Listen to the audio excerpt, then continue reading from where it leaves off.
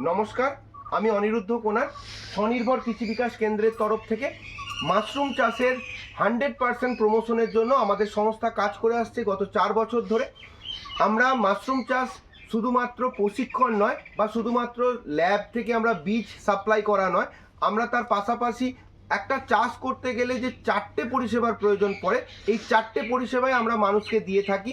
এবং আমাদের হাত ধরে আজকে 300রও বেশি মানুষ যারা অর্থনৈতিক স্বাধীনতাতে পৌঁছাতে পেরেছে, মাস গেলে 1 লক্ষ থেকে 2.5 লক্ষ টাকা পর্যন্ত ইনকাম করতে পারে। এটাই আমাদের সব থেকে বড় গর্বের। আমরা যে মাশরুমের যে কর্মকাণ্ডটা চালাচ্ছি সেই বিষয়ে আপনাদের কাছে আমরা তুলে ধরছি। আগে চলুন আমরা দেখে নিই আমাদের প্রোডাকশন হাউসে, আমাদের যেখানে ফলন কক্ষ, সেখানে কিভাবে আমরা প্রোডাকশন পাচ্ছি। আপনারা দেখতেই পাচ্ছেন আমাদের এই বেডগুলো অলরেডি প্রোডাকশন দেওয়া শুরু করেছে। তো দেখুন বেডের এটা সেকেন্ড প্রোডাকশন। এই বেডটা 18/11/2025 বেড। এটা অলরেডি দুবারের প্রোডাকশন আমরা এখান থেকে পাচ্ছি এখন। তো দেখুন কত সুন্দরভাবে পিনহেড এসছে। আমাদের প্রত্যেকটা বেড একদম পুরো ফলনে ভরপুর হয়ে রয়েছে এবং মাইসোলিয়াম পুরো সাদা হয়ে রয়েছে। শুধু আমাদের ফার্ম নয়, আমাদের যতগুলো আমাদের ট্রেনি রয়েছে তাদের প্রত্যেকের ফার্মে এখন যেহেতু ওয়েস্টার্ন মাশরুমের সিজন, এখন ব্যাপক হারে ফলন কিন্তু আমরা পাচ্ছি। আসুন আমরা দেখাচ্ছি আমরা কিভাবে আমাদের সাবস্টেন্স, অর্থাৎ আমরা যেহেতু পশ্চিমবঙ্গের মানুষ, আমাদের কাছে সাবস্টেন্স মানে হচ্ছে প্যাডি স্ট্র, অর্থাৎ ধান গাছের ধান হারভেস্ট করে নেওয়ার পরে যে অবশিষ্ট অংশটা পড়ে থাকে, এটা বিভিন্ন আঞ্চলিক নাম এর আছে। কোনো জায়গায় খড় বলে, কোনো জায়গায় ছানি বলে, কোনো জায়গায় আউর বলে। তো আমরা যেটা বোঝাতে চাইছি, ধান গাছের ধান হারভেস্ট করে নেওয়ার পর যে অংশটা ধান গাছটা পড়ে থাকে সেটাকে আমরা এখানে সাবস্টেন্স হিসেবে ব্যবহার করব। ওয়েস্টার মাশরুম, ওয়েস্টার কথাটাই এসছে যে বজ্র পদার্থ থেকে।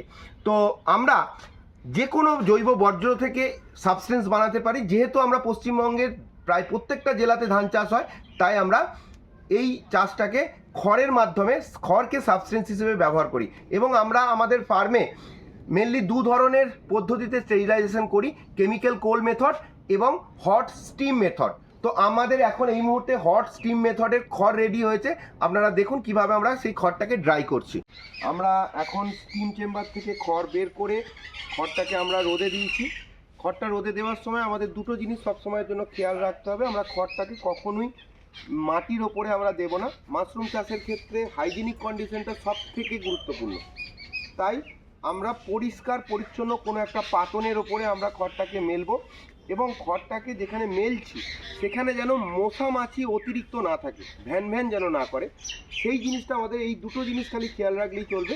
এবং এই খড়টাকে যে আমরা স্টিম চেম্বার থেকে বার করেছি, এখন খড় কিন্তু সম্পূর্ণরূপে ভিজে রয়েছে এবং খড়ের টেম্পারেচারও যথেষ্ট বেশি রয়েছে, যেহেতু এটা স্টিম চেম্বারের মধ্যে ছিল। তো আমরা এই কারণের জন্য খড়টাকে মেলে দিচ্ছি এবং যতবার আমরা এই খড়টাকে মেলে দেব ততবার এরকম হাতের মুঠোর মধ্যে খড় নিয়ে এইভাবে আমরা গায়ের জোরে প্রেস করব।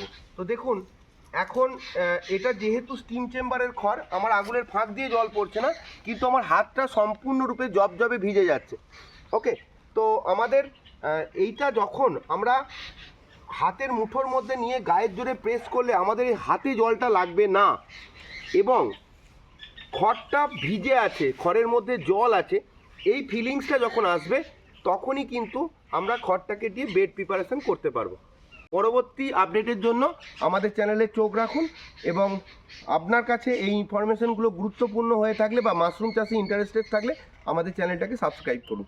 ধন্যবাদ। আমাদের সঙ্গে যোগাযোগ করার জন্য নিচে আমরা মোবাইল নাম্বার দিয়ে দিচ্ছি, সেখানে আপনারা যোগাযোগ করতে পারেন।